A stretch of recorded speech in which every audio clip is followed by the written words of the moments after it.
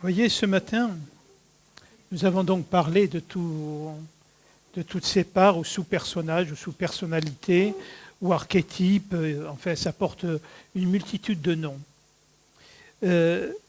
Donc, il y a une chose qui est importante à bien comprendre par rapport à ça, c'est où se situe l'intuition ou l'inspiration là-dedans. Et c'est un point extrêmement important, parce que on peut facilement confondre l'intuition avec l'expression d'une part de nous. D'accord ? Tout le monde comprend, hein ? Donc, comment réellement faire la différence ? Parce qu'il y a une différence monumentale. Donc, quand c'est une part de vous qui s'exprime, qui peut être très bienveillante au demeurant, simplement, elle va tout le temps être dans une notion de qu'est-ce que je dois faire, de comment j'aurais dû faire. C'est-à-dire, il y a tout le temps dedans une notion de, comment on pourrait dire, de jugement, d'une certaine autorité, et surtout venir nous dire que la chose, on ne l'a pas faite comme on aurait dû. Donc c'est souvent du « il faut »,« je devrais », etc.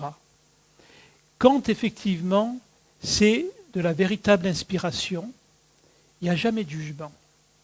C'est toujours parfait. C'est toujours bien. Avec, mais peut-être que tu pourrais t'ouvrir à telle chose ou à telle chose, ou le percevoir différemment. C'est-à-dire qu'il n'y a pas d'autorité, il y a juste une induction de qu'est-ce qui serait bien à ouvrir. Vous voyez ? Donc il faut faire très attention dans ce que l'on vit très souvent, c'est-à-dire cette espèce de dialogue intérieur qu'on a tout le temps en fait, consciemment ou pas d'ailleurs, mais c'est toujours le mental qui se parle au mental, c'est-à-dire le mental qui parle à une part de lui-même. Et dans cette inspiration, l'inspiration ne provient que de l'espace de silence. Donc, si vous avez besoin d'un éclairage, vous pouvez poser la question en demandant qu'on vous éclaire pour tel sujet, telle réalité, et après, vous lâchez l'affaire. Vous n'attendez pas de réponse, vous laissez faire, parce que la réponse viendra souvent sous une forme auquel vous n'attendez absolument pas. Tandis que si vous attendez une réponse, vous allez mettre une part de vous en pression et en tension, et effectivement, il y aura forcément une réponse, mais qui a des fortes chances, pas d'être erronée, mais qui ne sera pas ce qui vous permettra d'avoir l'attitude juste par rapport à ça. Mais il faut comprendre une chose, c'est que la vie, elle est tout le temps en train de vous montrer que vous pouvez lui faire confiance. Pourquoi ? Pour une raison toute simple, c'est que la vie n'est pas à notre service. Nous sommes au service de la vie. Et c'est comme un grand sage indien, je crois, je ne sais pas s'il était sage ou indien, ou les deux à la fois, peu importe. Et qui disait, quand j'ai un désir, comme ce désir, c'est le désir de Dieu, moi je ne m'en préoccupe pas, à lui de le concrétiser. Et effectivement, c'est la réalité. Quand vous vous abandonnez à la vie, c'est-à-dire quand vous vous mettez dans la réalité de la vie, il y a un problème que la vie a créé et en même temps elle a créé la solution. Et dans quel but ? Uniquement pour voir que vous pouvez lui faire confiance. Et en lui faisant confiance, c'est comme ça que vous pouvez découvrir votre véritable nature. On est des enfants qui sommes tenus par la main. Et il suffit simplement de voir qu'on n'avance pas tout seul. Et c'est pour ça que c'est une illusion de courir après la volonté d'avoir confiance en soi. Ça n'a aucun sens. Avoir confiance en soi, c'est quoi?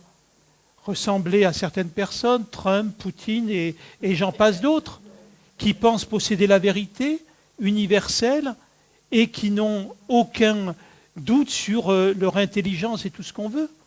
Ce n'est pas des modèles. La seule chose que l'on doit développer, c'est une confiance absolue dans la vie. Si vous avez confiance que la vie vous veut du bien, où est le problème? Alors, effectivement, notre ego, il dit oui, mais quand même dans la vie, il faut se battre, etc. Enfin, vous connaissez tous le discours. Mais si on regarde, quand on était enfant, nos parents nous donnaient à manger, ils s'occupaient de nous, ils décidaient ce qu'on faisait, où on le faisait, quand on le faisait. Je ne parle pas des familles dysfonctionnelles, hein, mais ça ne nous posait pas de problème, au contraire. De n'avoir ni libre choix, ni libre arbitre quand on était enfant, c'était les 3/4 du temps le rêve. Vous n'alliez pas le matin voir vos parents en tirant sur le truc, est-ce que tu vas me donner à manger à midi? Vous saviez que forcément, ils allaient vous donner ce dont vous avez besoin. Pourquoi je dis ça? Parce que c'est extrêmement important de comprendre cette réalité-là. Quant à notre naissance dans la matière, on est encore sur 2 plans. C'est-à-dire que nous avons encore conscience de notre filiation divine. Donc, de ce sentiment en tant qu'être, d'être profondément aimé par le divin. Pas d'une manière individuelle, mais de sentir cette unité, cette félicité, sentir cet amour intelligent qui nous accompagnait. Et à cette naissance, on commence rapidement à avoir conscience de ces 2 personnes, le père et la mère, qui sont là et qui ont tous les pouvoirs sur nous. Donc, sans nous en rendre compte, on transfère notre filiation divine sur les géniteurs matériels. Et on attend d'eux la même chose que l'amour divin qu'on avait. Et il est évident qu'ils sont forcément décevants. Donc, ils sont décevants par rapport à notre attente. Ils ne sont pas décevants en tant que personne. Donc, tout notre chemin, réellement, c'est de retrouver notre vraie filiation. Et en retrouvant notre vraie filiation, on arrête de poser nos parents comme étant le père et la mère qui doivent être aimants, qui doivent nous apporter ce qu'ils auraient dû nous apporter, on leur en veut parce qu'ils ne nous l'ont pas apporté, et tout simplement de pouvoir juste leur rendre grâce, de nous avoir fourni juste un corps pour pouvoir exister en tant que conscience. Et quand on voit ça, on peut retrouver notre filiation divine et aimer réellement et honorer les personnes qui nous ont donné la vie.